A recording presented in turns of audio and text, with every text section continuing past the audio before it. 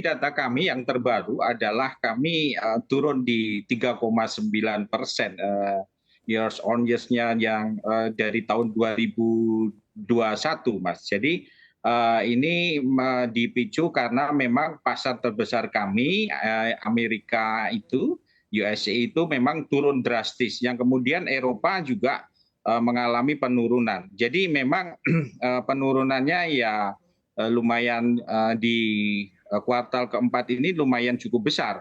Jadi kita bisa lihat dari data yang penurunan hampir 3,9% dan di pasar Amerika serta Eropa. Jadi kami juga mengantisipasi Mbak Sinta, tentu saja tadi non tradisional kami juga sekarang lagi membidik di emerging market ya, terutama di Asia ini. Di Asia ini penting sekali karena kita tahu terutama Himki sendiri kemarin sudah mengadakan mencoba penetrasi ke pasar India. Nah, mungkin tahun depan adalah kita bisa coba di pasar Middle East ya, Mbak Sinta. Jadi ini nanti menjadi peluang kita, industri mebel dan kerajinan ini menjadi tumbuh lagi di tahun 2023.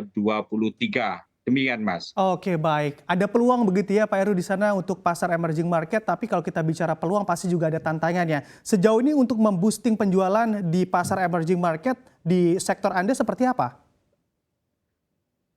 Ya, jadi tentu saja yang teman-teman ini memang tadi disampaikan masih belum tentu cukup cepat tadi disampaikan Mbak Sinta, kami juga setuju. Tapi kita harus sudah harus mulai bagaimana emerging market ini sudah harus digarap.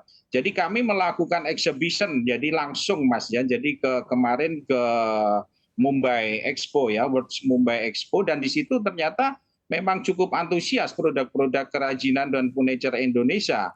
Nah, namun kita juga harus tahun depan lebih besar lagi ya dalam mengikuti exhibition di negara-negara emerging market.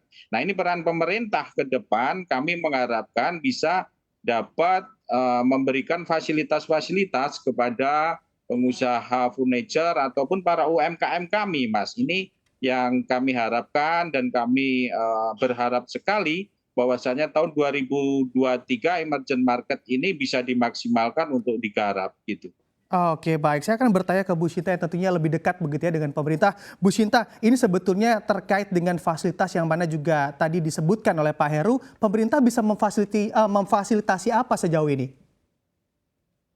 Ya, sebenarnya kan kalau fasilitas pemerintah terus menerus Kementerian Perdagangan juga banyak program untuk misi-misi dagang ke luar negeri, baik itu pameran maupun fasilitasi untuk eksportirnya sendiri, seperti mulai dari workshop, training, pelatihan untuk para eksportir, terutama UMKM, kemudian juga fasilitasi dari segi pembiayaan.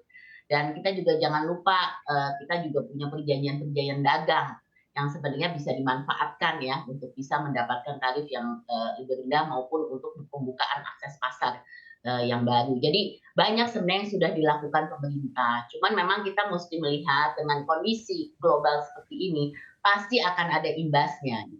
Kita Indonesia beruntung karena secara fundamental makroekonomi kita masih sangat bagus gitu, dan kita termasuk salah satu yang dengan kondisi walaupun kena imbas dari kondisi konflik yang ada sekarang, tapi tidak separah negara-negara lain ya. Jadi mungkin kita salah satu yang masih cukup baik pertumbuhannya. Tapi tetap kita kan juga nggak bisa, kita kan juga melihat bahwa kondisi global ini bisa mempengaruhi kita. Jadi walaupun dengan fasilitas yang sudah disampaikan oleh yang sudah juga dilakukan oleh pemerintah, kita perlu terus memperhatikan bagaimana ini bisa berimbas lebih jauh gitu. Dan yang kedua, kita juga mesti memperhatikan bahwa dari sisi dalam negeri kita, ini kan berarti kan kita harus dikuatkan ya. Jadi kalau kita akan pengaruh ke ekspor, berarti kan kita juga masih banyak juga tergantung di pasar dalam negeri yang 70% ini masih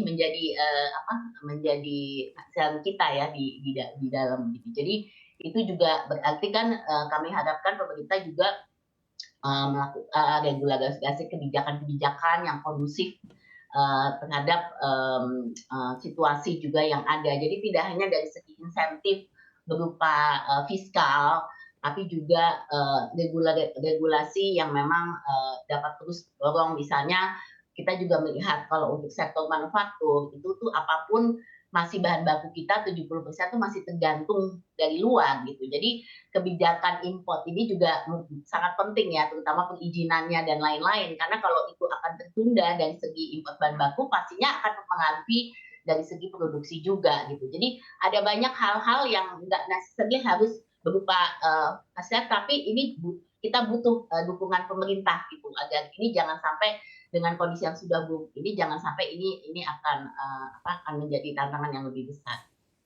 Oke, baik. Bu Shinta, menurut Anda sendiri begitu ya sebagai pelaku usaha sebetulnya apa yang perlu diantisipasi juga oleh sektor usaha untuk menghadapi tahun 2023 nanti agar memang gelombang PHK-nya tidak sebesar di tahun ini walaupun memang peluangnya besar begitu ya Anda katakan tadi di tahun 2023 nanti.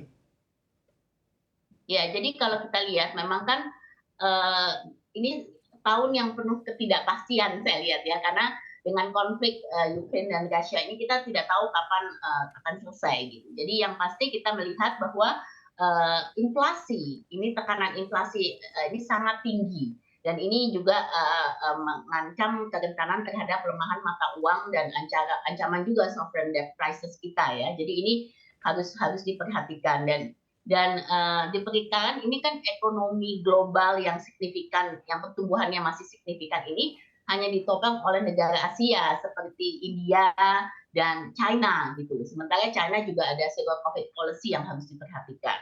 Nah ini kita harus khususnya di semester pertama ya, kita melihat bahwa nilai tukar Indonesia dan arus inbound FDI akan terus tertekan dan suku bunga acuan nasional akan juga terpaksa naik dan demand dan daya saing ekspor produk Indonesia ini juga bisa terganggu gitu. Oleh karenanya kita juga melihat bahwa ini kita perlu penciptaan ya pemerintah tetap harus stabilitas ekonomi makronya tetap harus dijaga untuk bagaimana penurunan tren inflasi, penguatan nilai tukar dan prudensial terkait NPL-nya. Kemudian di sisi demand, saya rasa pemerintah perlu menjamin adanya juga social safety net yang baik, khususnya untuk menjaga agar penurunan daya beli masyarakat tidak terlampau sepanjang 2023. Ini juga pemerintah juga perlu memastikan adanya simulasi konsumsi untuk memacu peningkatan konsumsi oleh kelas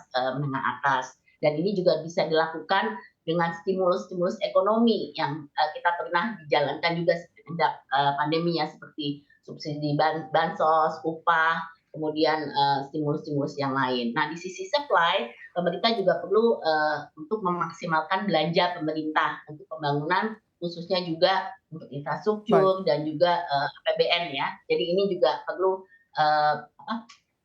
diperhatikan dan pemberian pinjaman usaha yang lebih affordable. Gitu. Ini juga perlu menjadi. Jadi sebenarnya dari sisi ini ya kita harus sama-sama mencari solusi lah gitu. Jangan sampai yang sudah kondisi buruk ini tantangan ini harus kita hadapi bersama-sama dan kami dari pelaku usaha juga harus lebih prudent gitu dalam mengelola arus kas perusahaan, efisiensi daripada biaya dan lain-lain.